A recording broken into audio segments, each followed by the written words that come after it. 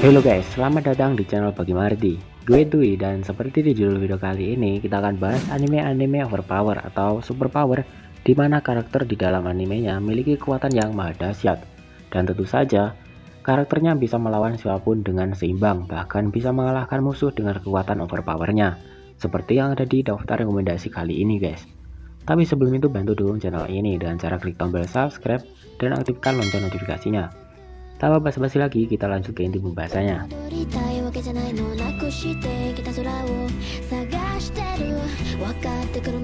Kekai Sensen adalah anime bergenre action dan fantasi, bersetting di sebuah kota yang unik bernama Hellsalem Slot, di mana warganya memiliki kemampuan di luar nalar, dan tentunya di kota ini terdapat aksi-aksi pertempuran yang seru.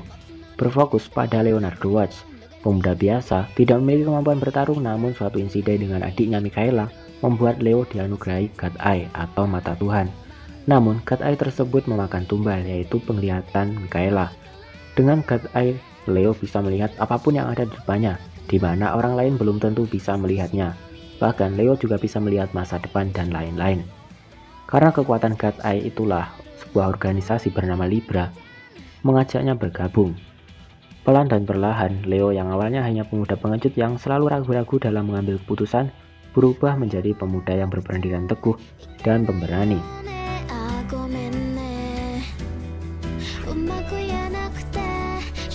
One Punch Man.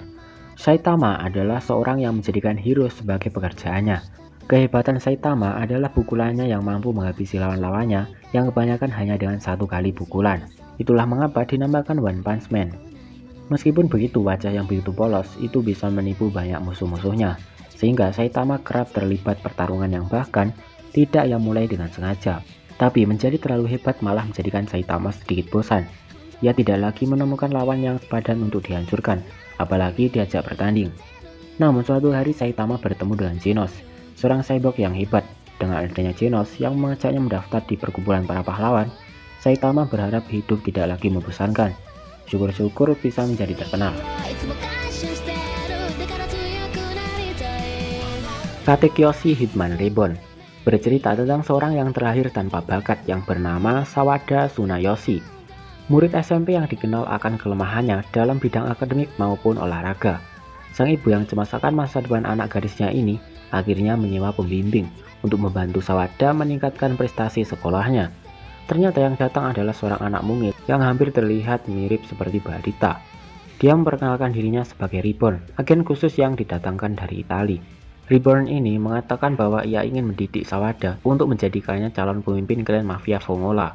Tentu saja, Sawada tidak percaya akan ucapan Reborn. Tetapi berkat kemampuan hebat balita ini, pada akhirnya Sawada mengikuti kemampuan Reborn dan menjalani pelatihan tersebut. Dan itu bukanlah suatu hal yang mudah. Kejadian selanjutnya tentu saja penuh dengan pertarungan, latihan keras, dan pertarungan lagi. Ternyata kawan-kawan SMP yang dikira hanya anak ingusan biasa adalah agen-agen yang menyamar.